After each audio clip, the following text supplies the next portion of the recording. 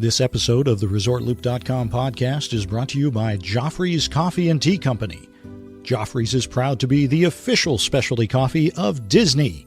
Enjoy drinks and pastries at Joffreys kiosks throughout the parks and check out the Disney Specialty Coffee Collection only at Joffreys.com. Please stand clear of the doors. Por favor, manténganse alejado de las puertas. If you're standing, please hold on to the handrails and stay clear of the doors until the monorail stops completely and the doors open. Hey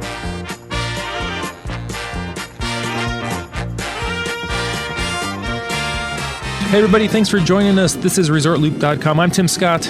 I'm Bob Collar. This is episode 208, and Bob, this is always one of our favorite shows. Oh, absolutely. As I sit here enjoying my 30th anniversary blend of Joffreys Coffee from our wonderful sponsors, Joffreys Coffee and Tea Company. What are you drinking, Tim? Well, I'm going to let Chris talk about this in a little bit. This is a special blend that we'll let Chris talk about. Yes. We got a little special sneak peek at this one. Or sneak taste, I guess is the case maybe. We are very excited to have on, of course, our wonderful friend Chris deMezzo and his partner now. And I guess Chris, is he he's not an apprentice, but so recently, now he's an accomplished journeyman all his own now. There you go. Awesome. Miguel is joining us from all the way down in Tampa, Florida at the Joffreys Coffee and Tea Company. Guys, thanks so much for coming on the show. Thank you. Our pleasure. Before we get started, Tim, we need to thank Chris and Miguel and everybody at Joffreys for our fantastic 200th episode, the great giveaway that they supplied all of the product for, the coffee and of course those wonderful Disney park tickets that Heather out in Utah is going to enjoy in August. Yes. Thank you very much, guys. It was a wonderful. What was that, 6 weeks of giveaways that we just had a great time doing. Oh, yeah, absolutely. Thanks so much. Yes. Glad we could help out. We appreciate it. And so we asked you guys to come on the show because you got some new stuff going on, don't you? Yeah, we do.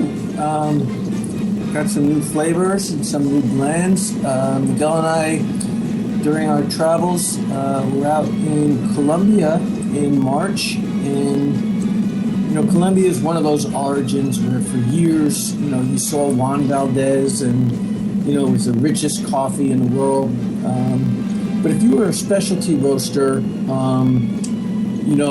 would always associate Colombia with one of those coffees where, there was nothing special about it. It was, it was a decent, run-of-the-mill. But, you got what you got. It was a good coffee, but it was, we call them a Colombian mild, where you compare other coffees to it. But there was nothing, that really made you go, wow. And then what happened was, and it was, very tightly controlled by the Colombian government. In recent years, Colombia had some natural occurrences that really hurt their production. They had a severe drought, and then just as they were recovering from the drought, they got hit with broca, which is an insect. So their production dropped drastically. When the production drops drastically, and they were the number 2 producer of coffee for a long time, right behind Brazil. So naturally, us roasters had to find another source. You had some other origins that were up and coming, namely Honduras comes to mind, and we looked for other. We needed coffee to roast, so we looked at other origins that are kind of similar to a Colombian mild, and Honduras fit the bill for a little while. Peru's are also another one. So during that time, we discovered some of these other things that these other origins were doing, and what happened was, when Colombia about a year and a half, 2 years ago, started to recover from this shortfall, some of the roasters never switched back. And Colombia, suddenly finally woke up and decided that, you know, they were going to do something about it because they lost a little bit of their market share. So what the government finally did is it allowed them to start dealing directly with some of us roasters. And when we go back and we share information with them and telling them, you know, well, what was it about the Honduras? I said, well, for one thing, instead of just always a washed coffee, sometimes they have a natural processed coffee, which leaves a lot more of the fruitiness in the taste of the coffee. So Colombia decided that they were going to allow some of the people to start experimenting with that, and lo and behold, you know, it added a whole new dimension to Colombian coffee. And I'd never tasted it before, and you know, it was a very unique taste for a Colombian, and you know, one of those coffees piqued our interest so much that we're going to be actually, it's still in the processing. It's at rest right now, and we're going to be bringing it in, and that's going to be one of our third or fourth quarter offerings. Probably the fourth quarter offering over at Disney at the end of this year. Ooh, very good, very good. So this month, your quarterly coffee is the Indonesia Flores. Tell us a little bit about that. Well, that one, it's actually from the Indonesian area. It's got good notes. We picked it up end of last year, where it was one of those coffee, we were just looking around what's available, and we are cupping, because sometimes throughout the year, when the availability of those coffees aren't there, this one just came out of one of our importers and it caught our attention. We had a label of the art winner that wanted something to do with that type of region, and we decided to go with it. It's one of those things where you put a coffee on the table and you're not really expecting anything, which is the most fun way to do it. And all of a sudden you'll look up and his eyes are looking at mine, and we're like, Did you taste what I tasted? Yeah. And there's all different kind of fruit, and then, you know, buried in the fruit is a little bit of like a nut note at the end of it, and then, you know, when you swallow, you know, your gestation, you're like, damn. You know, first it tasted like, you know, black currant, but then when you swallow, you're getting like a black cherry, you know? Mm-hmm. Right, yeah. It's one of those things where I love it when a coffee starts revealing itself to you. It's like peeling back an onion. Yeah.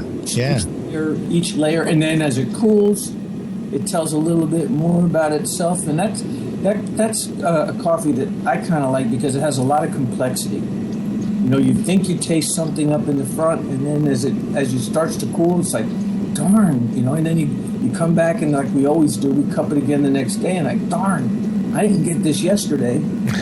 Yeah.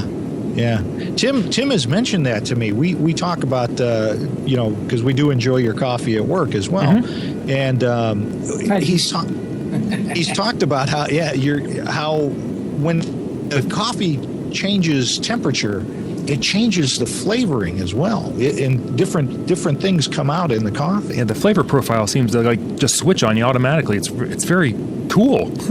One of the things that we do constantly is, you know, we cup coffee at about 5-degree increments, and you guys will. I can tell you this: a bad coffee will tell on itself as it cools. Heat hides certain aromatics.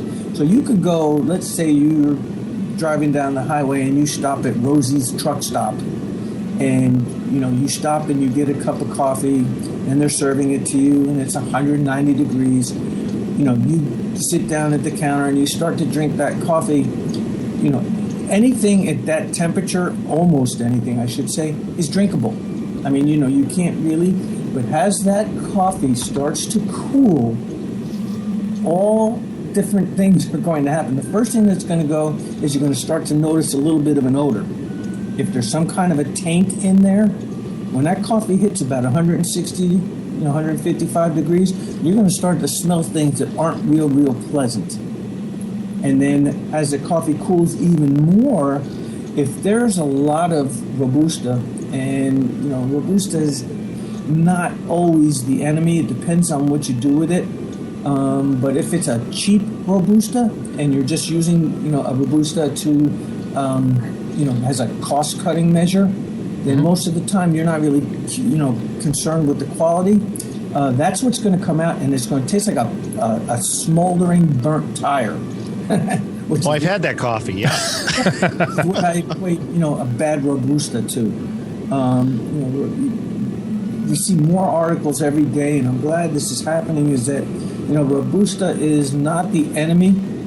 In the hands of a skilled craftsman, Robusta is one of the tools that we use, depending on what you want to do with it. In a certain type of espresso, it adds a lot of body and depth to a blend. But if you're just using it as a cost control, or to reduce a cost, and then you can ruin a blend. But if you know what you're doing with it, and again, like anything, you have to source a good ingredient. If your ingredients aren't any good, then your recipe is not going to be any good. So there's good Robustas and there's bad Robustas. So using a good Robusta and knowing what to do with it, and then how much of it to put into that blend, can make or break, and make a big difference. But definitely a bad coffee, when you get, then one of the things that Miguel and I always do is when we're done cupping is we just walk away for a half hour and we come back and we try that coffee at room temperature. If you can still drink the coffee and it's pleasant and pleasing at room temperature, you've got a good solid coffee. We've cupped some coffees that when they were very, very hot, like, this is pretty good. But then during the cool down, all of a sudden something ugly will rear its head and you'll be like, ooh. And a lot of that is due to something that went wrong during the processing. Whether they left it in the fermentation tank too long, they didn't dry it properly, or for some reason during storage and transportation, it was stored next to something it shouldn't have been stored next to. Coffee's an odor magnet, whether it be roasted or green. If it's next to something that it shouldn't be, it'll definitely, the coffee will pick that up. And, once that happens, you can't roast that taint out of the coffee. It's in there for good. Wow, that's interesting. I know that there have been times where, and this is hard to believe, but every now and then, Tim will vouch for me, every now and then I actually don't drink all of the coffee on my way into work, strange as that might sound. When I get out off of work, and Ohio's been somewhat cold this winter. The coffee will be cold, and I'll take a drink of it just because I need that little kick of caffeine. And your coffee still it's almost like an iced coffee at that point. It's crazy, but that coffee has been sitting for probably 10 hours in my car and still now I'm using a stainless steel mug, but it tastes almost just as good, if not just better, because it's a little bit different. If everybody's done their job right, that's the farmer, the process, the mill, us roasting. I mean, there's no reason why you shouldn't be able to enjoy that. I mean, that's the base for all of our iced coffees at Disney. It's our regular brewed coffee, left to cool, and then that's what we use for our base for a lot of our iced coffee drinks. It's pure, clean. Yeah.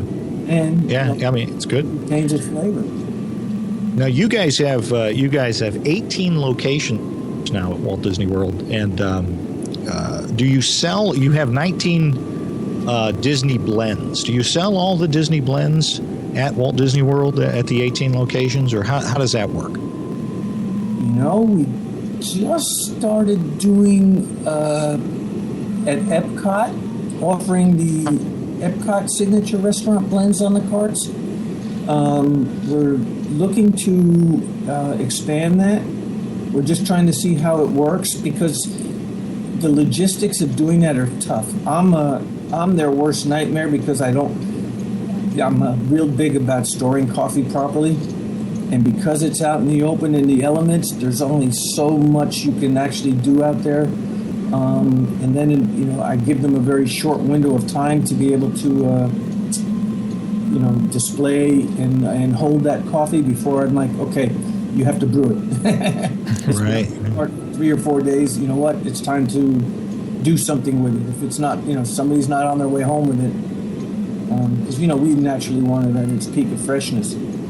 So all the things that we do are naturally available on our website, and then we are working. We do have in the Polynesian resort. We do have working with Disney Merchandising. Have our Kona blends are offered in the gift shop in the newly remodeled lobby. And then we're also working now, we're partnering up with another company that's going to be doing something in Animal Kingdom with our Safari blend, I believe, and then Taste of Africa is the other. I'm not sure what they're exactly. I know that I've been working with our marketing department, getting the products entered into our system. So those will be 2 locations where you'll actually be able to purchase the coffee on property, and then the rest of it is going to be, until we figure out the rest of the logistics, will be offered on the website, of course. Okay. That's fantastic. And Tim, do you want to let everybody know what the discount code is? Because Joffrey's has been nice enough to give Looper Nation a discount. Yes, I believe this is still through the end of the month, so the end of April here in the year's 2015. 20% off. The code is Looper. One word, Looper, and that'll get you 20% off your entire purchase. And you really want to hit that $50 mark so you get free shipping. So it's like getting a pound of coffee free almost. Right. Yeah, I'm ordering mine today, as a matter of fact. As soon as we're done talking with Chris. As soon as we find out the good ones from Chris. Yeah, absolutely. Absolutely. Chris, let me ask you a question. With not the flavored coffees, but like this Indonesia Flores, where it has the the chocolate notes and the berry undertones. Where do those flavors come from? Is it from the bean, the soil, the altitude? How does that all come together to give you this certain flavor? You just answered your own question. Is it all those? A lot of it has to do with naturally the microclimate that it's grown, the mineral content of the soil, the processing method. I went on and babbling earlier about the natural process, but I really didn't explain very clearly what that was. Let me, as briefly as I can for Gabby Guy, explain how that works. When you're picking the ripe cherry, you have, picture the round berry that looks like a cherry. You take an outer skin off. There's a fleshy substance called mucilage. It's very sweet. Normally, during the wash process, which I spoke about, what they'll do is they'll strip that skin out, and then they have to remove that mucilage before it turns bad, and then it gets a fermented taste, a sour taste. So normally you would strip the fruit, you would soak it in water for anywhere from 18 to 24 hours, and excuse me, that would break down that mucilage, and then you would wash the coffee, and then you would dry the coffee. What some farmers discovered, and I'm thinking it was really began in El Salvador somewhere about 10 years ago, is a farmer decided to leave that mucilage on the bean. And that mucilage is loaded with sugar. And of course, this process has to be done right. If you don't know what you're doing, you'll ruin it. But when it's done properly, that sugar and whatever type of fruit happens to be prevalent in whatever that microclimate and soil content is will transfer itself from that mucilage and impart that flavor into the bean. And that's what's giving those beans those really, really deep, dynamic fruit, sweet berry notes. And each time it's completely different. I think one time I was telling you guys when I was in Hawaii with my lovely wife, and I walked by a table and the smell caught me.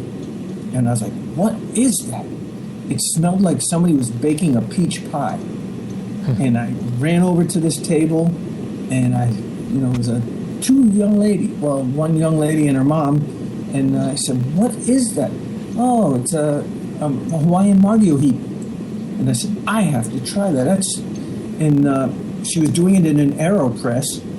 So she made me an AeroPress, and when I tasted it, it tasted like I was drinking a peach fizz. It was just, off the charts, loaded with peach. And So naturally, I went and I said, I got to come see your farm. So the next day, Linda and I got in the car and we rode out there, and that's the straight Hawaiian Kona Mario heat that we still offer today. That was about 4 years ago, I think, is when we found that one.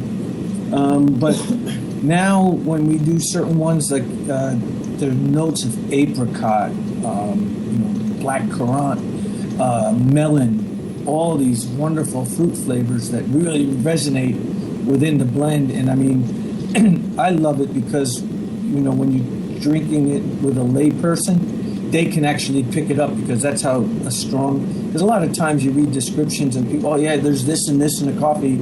And people come in and like, you're crazy. It tastes like coffee. But when that natural process is done right, it gives a whole new dynamic to the cup, and it's really interesting. People either love it or hate it. Right. Well, it's different. I'm sorry. Go ahead, Chris. It's much different from what you're used to. Absolutely. Well, you touched on that when we first started the show. Is that when you're drinking a really good coffee, you get that wow. Coffee, and you guys sell. I mean, I'm not being patronizing here, but you guys sell wow coffee. I mean, it's not like anybody who drinks coffee. I know that we got a lot of listeners that drink coffee, and they're like, how much better can it be than your typical store brand coffee that you get the mega coffees that are out there. But it is so much better, and it is the wow coffee. When you drink your coffee, you can't help but say, oh my gosh. You taste the passion that you guys put into your coffee. You really do. So we thank you for that. But real quick, you got to tell the story, and Tim touched on this earlier. If you guys in Looper Nation haven't discovered or realized Chris's passion and Miguel's passion, for that matter, of coffee, you got to tell the story about this mystery blend that you sent Tim and I to sample. Oh. My flavored one? Yes. Yeah. Now, this is how passionate this guy is about coffee. So go ahead, Chris. This is just proving to your audience that I'm not right when it comes to And we love that. Exactly. But since I spend a good portion of my life on Delta jets, I was sitting there at 34,000 feet one day doing what I do, which was drinking a cup of airline coffee, but munching on my favorite cookie, the Biscoff cookie that Delta offers on their flights. And I was like, I've grown quite an affinity for these cookies. I said, I bet you that our customers, would love a coffee that would go along with this. So I came back one day and asked one of my flavor chemists, I said, could you make me a flavored coffee that tastes like this Biscoff cookie? And she says, I sure can. And, sure enough, it came back, and then, like I do with all my flavors, I don't tell anyone what I'm doing. I just asked Miguel, I said, brew me up a pot of this. Don't tell anybody what it is. And, put it in the cupping room table with a little sign on the air pot saying, try me. And then leave a little blank comment card. And, a lot of times I'll get, probably, let's say 15 people try it. I'll get maybe, on a good flavor, 10 positives, 3 negatives, and 2, I'm not sure. This one I got all positives. So I said, I guess I'm not the only one that loves this cookie. No. Yeah. So that's where Marilyn, our marketing wizard, came up with the name Biscoffee. Nice. Yes. Very good. So actually, just believe it or not, I think today's the first day it's offered on the website. I'm looking at it on the website, and it must be. That's awesome. Oh, Fantastic. Good. And That I'm will not make a flavor fan, but it's a good flavor. It smells delicious. that will make my wife very happy, because her favorite up to this point has been the Napa Rose. from the Disney collection. And when she had your new coffee, she was like, "Oh my gosh, I have a new favorite." She said, "Order that." I said, "I can't. It's not ready yet." No, So that's awesome. Sneak preview. And if she likes Napa Rose, that is one of those that is really loaded with fruit. That's all naturals in there. Yeah, it's fantastic. We've sampled so many. I can't even remember. Do you know how many we've had yet, Tim? Oh, between us, and we've shared back and forth, so we've quite a bit. Yeah, not a bad one in the bunch. No, Love them all. You guys are fun to sample. You enjoy it. So it's one of those things that then when you have regular coffee, you go, eh. Yeah. I mean, I hate to say that. Don't make me stop at McDonald's and get coffee, please. Right. Coffee that we used to think was really good. It's just you've tainted us is what the problem is. Yep, I would try to make it at the house now before I leave, and I just take it with me. I get right. I've got the TSA people at Tampa, though. Most of them now know me. Comes the guy because I carry an AeroPress, and it looks like the bong or something. And there's always a couple of bags of beans, and it's like, they're looking at it, and you can always see the puzzled look on the screener that's looking at the X-ray machine. It's like, what has this guy got? That's the new guy there, doesn't know you yet. Bring somewhere where I don't know if they're going to have good coffee, so I'm bringing my own. That's always a good move. Here, let me ask you another question regarding the coffees. Like, say something like your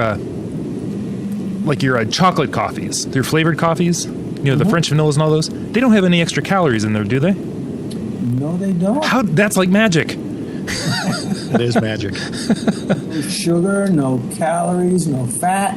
How do you do it? Pardon me? How do you do it, or is that a secret? It's a secret, but it's nothing we do. We're using flavors that we have done for us, and the reason we have them, you can use natural flavors.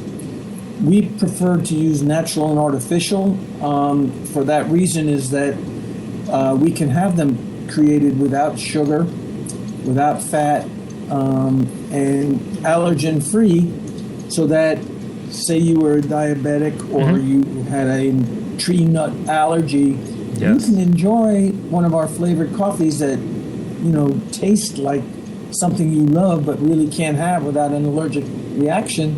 And because you use natural and artificial compounds, the known allergens are replaced with an artificial rather than a natural, so that there's no reaction.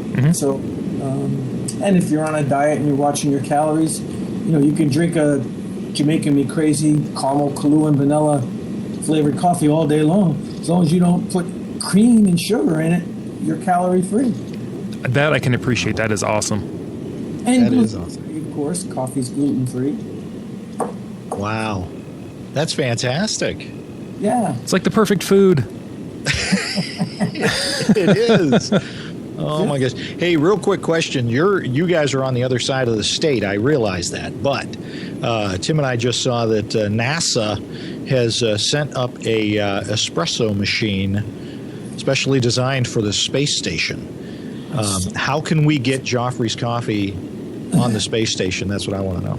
I could, when I do my cruises on the Disney Cruise Line, we cruise right by their terminal. I could throw a couple of bags at the launch platform. That might get re-roasted. But what I did see on the news, guys, was the cups. Did you see that?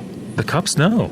They made these well, I don't know how to explain them, but they made these espresso cups where to keep the liquid in when you're in like a semi-gravity atmosphere, and they look really cool. I'd like to get my paws on those. Miguel and I could have some fun with those. We'll have to take a tour, and one of us can distract them. The other one grabs the cups. No. Hey, I figured that was going to happen. They put an Italian in space, and what does he do? The first thing he does is demands good espresso. There you go.